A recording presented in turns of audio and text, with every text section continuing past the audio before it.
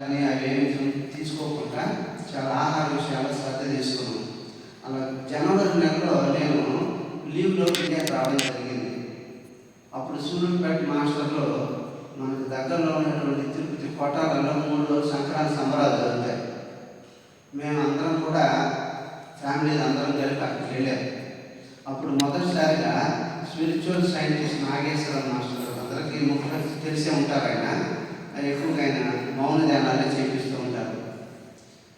ఆయన గత జన్మల్లో మిలారాప్ అని కూడా అంటారు. ఆయన చాలా గ్రేట్ మాస్టర్.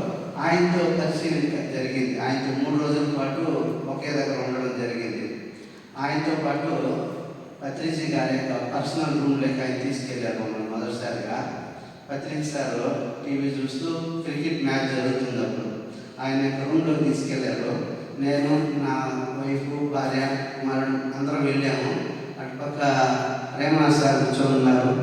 ఆ పక్కనే నాగేశ్వరరావు మాస్టర్ గారు, ఇంకా ఒక 5-6 మంది మాస్టర్లు అందరూ ఉన్నారు.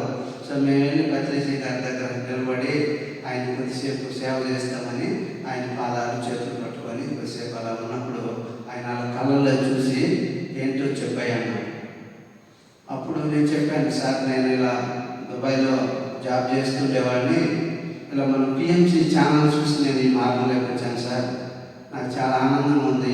పూర్వజన్మ సుకృతం సార్, నాకు మీ పక్కన కొద్దిసేపు నిలుచుకునే అవకాశం కలిగింది అని అంటే, అప్పుడు ఆయన అలా చూస్తూ నీకే ఆనందం ఉందా? నేను అక్కడ క్రికెట్ మ్యాచ్లో మన ఇండియా వాళ్ళు ఆస్ట్రేలియా మీద ఓడిపోతున్నారు అని ఆయన తమాషాగా అన్నారు. సో ఇంకో మాస్టర్ పక్కన ఉండి అంతా మన వాళ్ళే సార్ అని అలా ఆయన నాతో పలకరించడం జరిగింది. అది నాకు చాలా ఆనందం. మొదటిసారిగా నేను పత్రిజీ సార్ని దగ్గరగా ఆయన పర్సనల్ రూమ్లోకి వెళ్ళి మాట్లాడడం జరిగింది. అటు తర్వాత నా ఫ్యామిలీ, భార్య, వాళ్ళు మాత్రం 2-3 సార్లు పత్రిజీ సార్ని కలిశారు బెంగళూరులో పిరమిడ్ వ్యాలీలో. కానీ నేను మాత్రం అదే మొదటిసారిగా. అటు తర్వాత నేను ఆ యొక్క పిఎంసి ఛానల్లో ఉండి లైట్ వర్కర్స్ టీవీలో చేతి విజ్ఞానం అని, జర్నీ టువర్డ్స్ ట్రూ పాత్ అని అలా అనేక వర్క్షాపుల్లో జాయిన్ అవుతూ వాటి ద్వారా నేను జ్ఞానం తెలుసుకుంటూ, ఆఫీస్కి వెళ్తూ, ఖాళీ సమయం దొరికినప్పుడంతా ధ్యాన సాధన చేసుకుంటూ అలా గురువులతో సత్సంగంలో ఉండేవాడిని. అలా అప్పుడు వంశీకిరణ్ గారు ఒక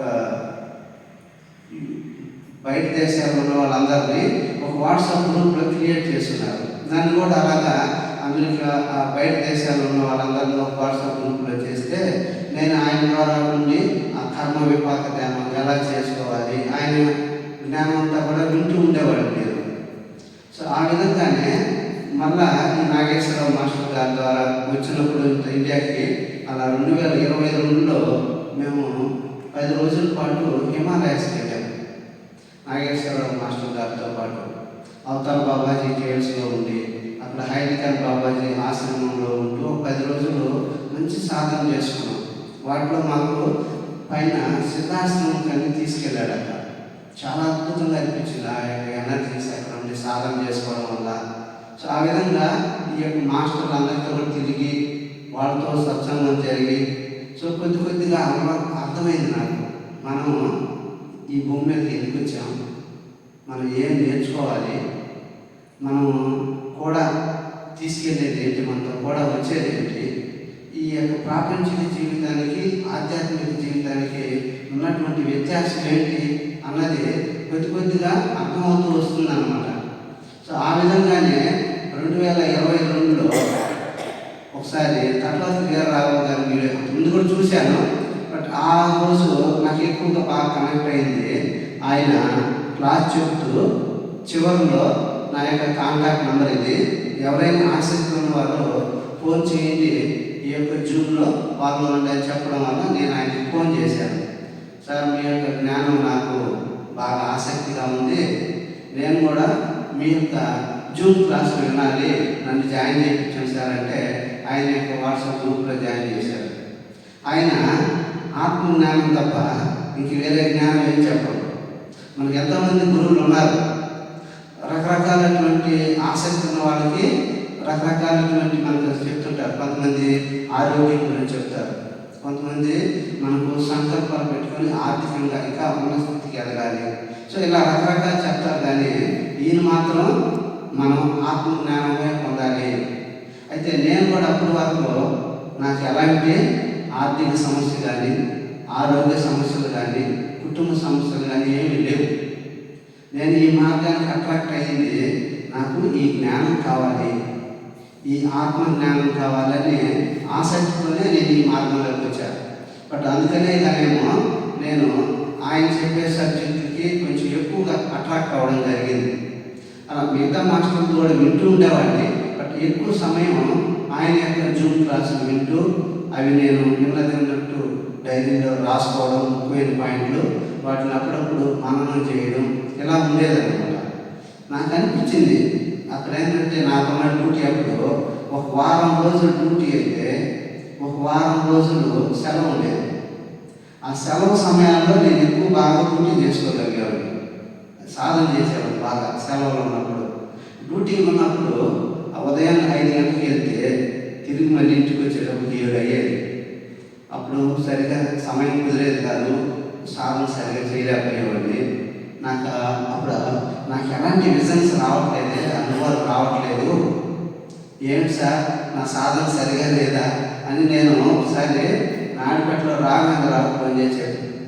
ఆయన అన్నాడు, మనకు అనుభవాలు అన్నది ముఖ్యం కాదు, మనం ఏటీఎం ఎనీ టైం మెడిటేషన్ మీరు ఎప్పుడైనా చేయొచ్చు. మీరు ఆఫీస్కి వెళ్తూ ఉంటారు, దేనిలో వెళ్తారు? నేను కారులో పోతాను సార్. ఎంత టైం పడుతుంది? 1/2 అవర్. మీరు ఆ 1/2 అవర్లో కూడా మీరు ధ్యానం చేసుకోవచ్చు. మీరు జర్నీ చేస్తుంటారు ఎక్కడికైనా, ఆ జర్నీ సమయంలో కూడా మన సమయాన్ని అనవసరంగా వృధా చేయకుండా సమయాన్ని సద్వినియోగం చేసుకోవచ్చు. ఆఫీస్ టైంలో అనవసరమైనటువంటి మాటలు మాట్లాడకుండా ఏదో బుక్ చదువుకోవడం, ఇలా నువ్వు సమయాన్ని సద్వినియోగం చేసుకో. బుక్స్ చదువు, స్వాధ్యాయం వింటూ ఉండు. వీలున్నప్పుడు జూమ్ ద్వారా మాస్టర్తో సత్సంగం చేయి. ఇలాంటి కొన్ని చెప్పించారు ఆయన. సో నేను అది ఫాలో అవుతూ ఉండేవాడిని అప్పటి నుంచి. సో ఆ విధంగా ఇక్కడ మనకు నేను బాగా అర్థం చేసుకున్నది, ఎప్పుడైతే ఈ ధ్యాన మార్గంలోకి వచ్చామో మన మనసు శుద్ధి జరుగుతుంది. ఎప్పుడైతే మనసు శుద్ధి జరుగుతుందో మనలో ఉన్నటువంటి చెడు లక్షణాలు మెల్లమెల్లగా పోతాయి. ఆ మంచి లక్షణాలు అయితే ఆటోమేటిక్గా మనకు వస్తూ ఉంటాయి. ఆ మార్పే మన ప్రవర్తనలో తీసుకొస్తుంది అన్నమాట. ఆ మంచితనం మనలో పెంచుకోవాలి. సో మనలో ఎలాంటి మార్పులు వచ్చాయి, మన ప్రవర్తనలో ఎలాంటి మార్పు వచ్చిందా అన్నదే ముఖ్యం. సో నేను కూడా ఆ విధంగా అలా ఎప్పుడైతే మాంసాహారం మానేనో, నేను అంతకుముందు ఎప్పుడైనా ఇండియాకి వచ్చినప్పుడు నాతో ఉన్నటువంటి కొంతమంది క్లోజ్ ఫ్రెండ్స్ కానీ పార్ట్నర్స్, బిజినెస్ చేసే పార్ట్నర్ వాళ్ళు అనేవాళ్ళు, ఎప్పుడైనా వచ్చేటప్పుడు మందు బాటిల్ తీసుకురండి. ఎందుకంటే ఫ్రెండ్స్ ఫారెన్ మంది అంటే బాగుంటుంది అని చెప్పి ఫ్రెండ్స్ అలా ఉండేవాళ్ళు. అట్లా నేను ఎప్పుడు వచ్చినా కానీ 2 బాటిల్ తెచ్చేవాడిని. ఎప్పుడైతే ఈ మార్గంలోకి నేను వచ్చి నేను నిర్ణయం తీసుకున్నాను మాంసాహారానికి తీసుకోలేని, అప్పటి నుంచి ఆటోమేటిక్గా మందు తాగడం కూడా మానేసా.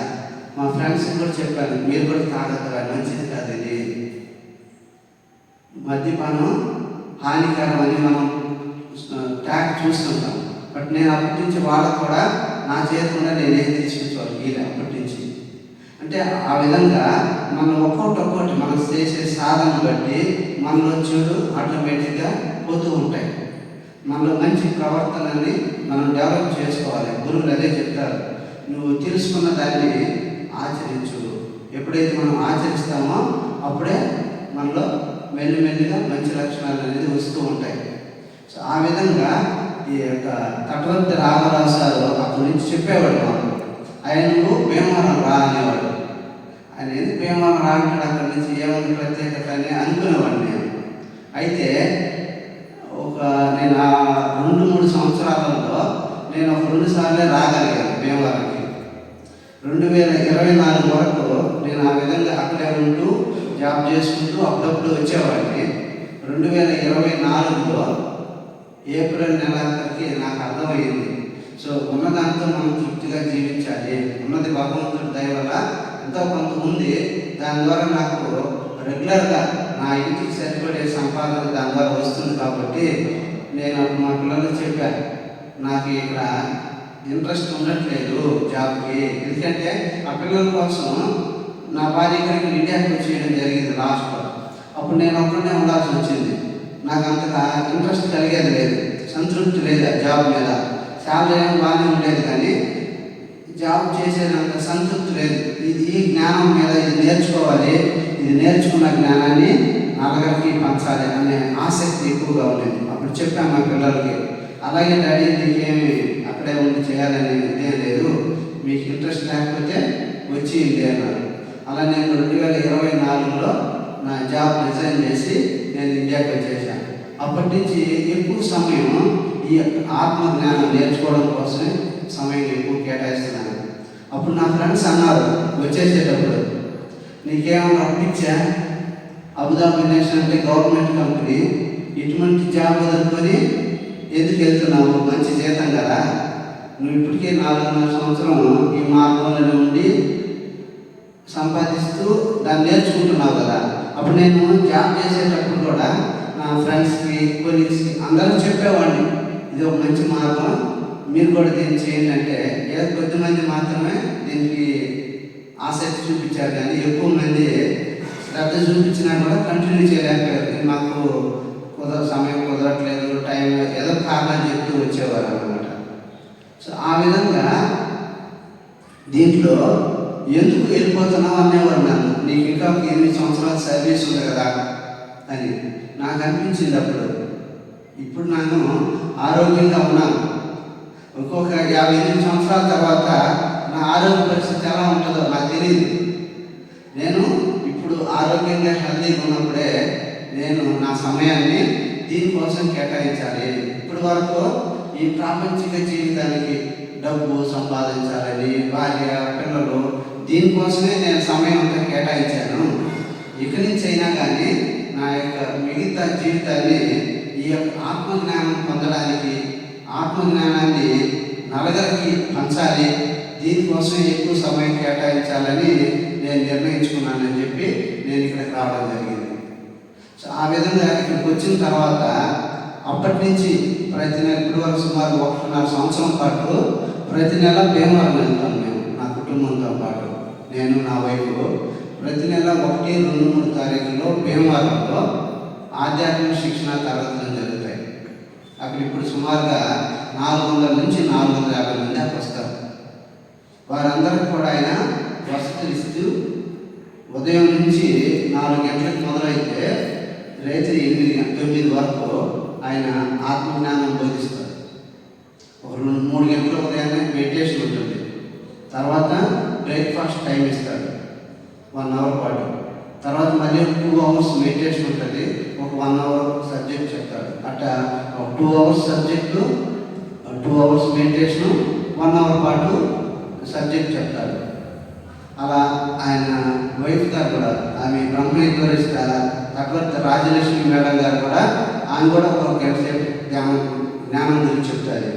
అలా ఆయన ఒక గంట సేపు, మేడం ఒక గంట సేపు. ఆ విధంగా రోజులో 4 గంటల పాటు జ్ఞానం బోధిస్తారు, రోజుకు 9 గంటల పాటు ధ్యానం చేపిస్తారు. సైలెన్స్ మెడిటేషన్ అన్నమాట. సో ఆ విధంగా అన్ని వసతులు ఉంటాయి ఇక్కడ. ఉండడానికి అకామిడేషన్, ఏసీ అకామిడేషన్ ఉంటుంది. హాల్ కూడా పెద్ద హాల్, ఏసీ హాలు.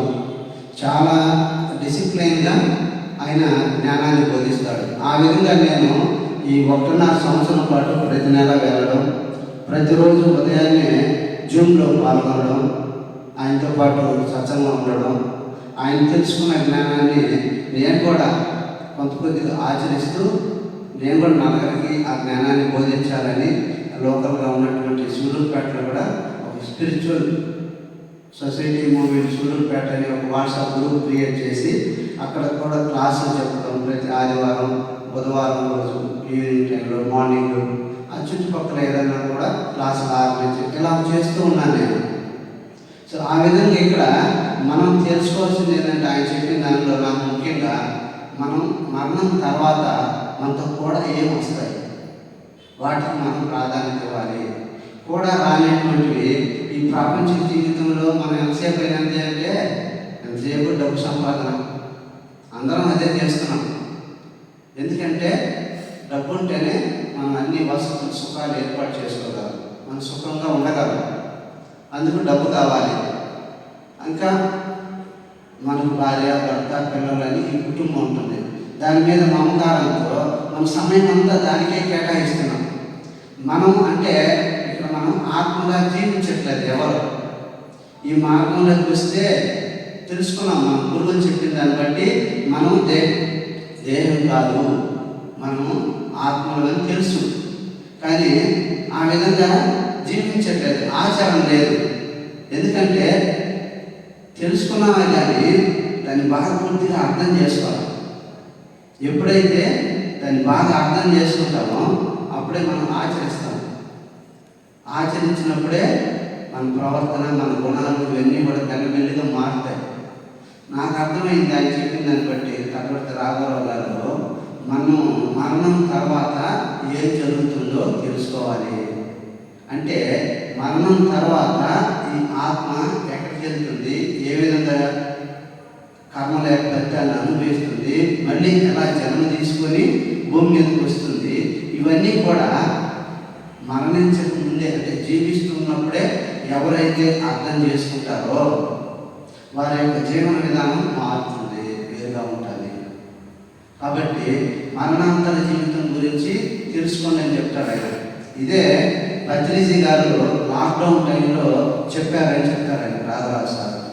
ఇంచుమించు 100 ఎపిసోడ్ చెప్పారు పత్రిజీ గారు లాక్డౌన్ టైంలో. అందులో 80 ఎపిసోడ్లు ఆత్మజ్ఞానం గురించే ఉన్నాయి. కాబట్టి ఆయన చెప్పిన దాన్ని బట్టి ఆయన ఎన్నో పుస్తకాలు పత్రిజీ సార్ చెప్పిన సందేశాల నుంచే ఆయన సుమారు 80 పుస్తకాలు వరకు రాసినారు తగ్గట్టు వీరరాఘవ గారు. అందులో కొన్ని నాకు నచ్చినవి ఏంటంటే మరణం తర్వాత కూడా వచ్చేది, మరణం తర్వాత మనతో కూడా వచ్చేది. మనం అనుకుంటాం ఈ డబ్బు, సంపదలు, వీటి కోసం మన జీవితాంతం సంపాదించాం కదా, అది ఏది మనతో కూడా రాదు. ఎందుకంటే మనం ఏం తెచ్చుకోలేదు, ఏది మనతో కూడా రానంటే మనకి ఏది రాదు. మనతో ఏది కూడా వస్తాయో అవే మనం ఇక్కడ సంపాదించుకున్నట్టుగా మనతో కూడా వస్తాయి. అది నాకు అర్థమైంది బాగా. కాబట్టి మన సమయాన్ని అంతా కూడా మనతో కూడా వచ్చే వాటికి ప్రాధాన్యత ఇవ్వాలి. మనతో కూడా వచ్చేవి 4 అవి వాసనలు, సంస్కారాలు, మనం చేసినటువంటి కర్మల యొక్క ఫలం, 4వది జ్ఞానం. ఈ 4 మనం మరణించిన తర్వాత ఈ ఆత్మతో కూడా వచ్చేది. మరలా ఆత్మ జన్మ తీసుకున్నప్పుడు ఈ జ్ఞానం ఆత్మ అలా నిక్షిప్తమై ఉంటుంది. మనం చేసిన కర్మల ఫలితాన్ని కొన్ని మళ్ళీ మనం అనిపించడానికి మళ్ళీ జన్మ తీసుకొని వస్తాం. కాబట్టి మనము ఈ 4 గురించి బాగా అర్థం చేసుకోవాలి. చేసుకుంటే మనము సమయాన్ని దేనికి కేటాయించాలి. అలాగని ఈ ప్రాపంచిక జీవితాన్ని పూర్తిగా వదలమని చెప్పట్లే. అందుకే మన పత్రిజీ గురువు గారు చెప్పారు, సంసారంలోనే నిర్వాణం. అంటే సంసారంలో ఉండాలి, భార్యకి, భర్తకి, ఒకరికొకరికి ఏం కావాలో చూసుకోవాలి, పిల్లలకి ఏం కావాలో చూడాలి. అటు మనం సంఘధర్మం అంటే ఉద్యోగం చేస్తూ మనం ఎవరెవరు ఏ వృత్తిలో ఉంటారో అవి చూసుకోవాలి. అన్నీ చూసుకుంటూనే మన కోసం మనం కొంత సమయం కేటాయించాలి. ఇక్కడ మనం అంటే ఆత్మ. మనం వచ్చిందే ఈ యొక్క ఆత్మ ఎదుగుదల కోసం. అంటే ఇక్కడ మనం పత్రిజీ గారు చెప్పినట్టు మనందరం కూడా జీవాత్మలు. మనం ఒక పూర్ణాత్మ దానిని లేదంటే ఒక మూలాత్మ, మూల చైతన్యం. అక్కడి నుంచి ఒక అంశగా ఒక తల్లి గర్భం ద్వారా మనము ఈ భూమి మీదకి వచ్చాము. జీవాత్మ మనం. అయితే వచ్చేటప్పుడు ఆ పూర్ణాత్మ మనకు ఒక లక్ష్యాన్ని నిర్దేశిస్తుంది. నీవు భూమి మీద పూర్తిగా జ్ఞానాన్ని పొంది తిరిగి మళ్ళీ మా స్థాయికి రావాలి. అంటే పూర్ణాత్మ స్థాయికి మనం ఎదగాలి. ఆ పూర్ణాత్మ స్థాయికి ఎదగాలంటే ఇక్కడ అనుభవపూర్వకమైనటువంటి పూర్తి జ్ఞానాన్ని సంపాదించాలి. ఎప్పుడైతే అనుభవపూర్వకమైన పూర్తి జ్ఞానం ఈ అంశాత్మకు ఎదుగుతుందో, ఈ అంశాత్మ కొద్దిగా ఆత్మస్థితి నుంచి ఎదిగి పూర్ణాత్మ స్థితికి ఎదుగుతుంది. ఎప్పుడైతే పూర్ణాత్మ స్థితికి ఎదుగుతుందో వాళ్ళనే సహ సృష్టికర్తలు, వారు మళ్ళీ ఆత్మను క్రియేట్ చేసే స్థాయికి ఎదుగుతారు. అప్పుడు వారికి జన్మ లేని స్థితి ఎదుగుతుంది అన్నమాట.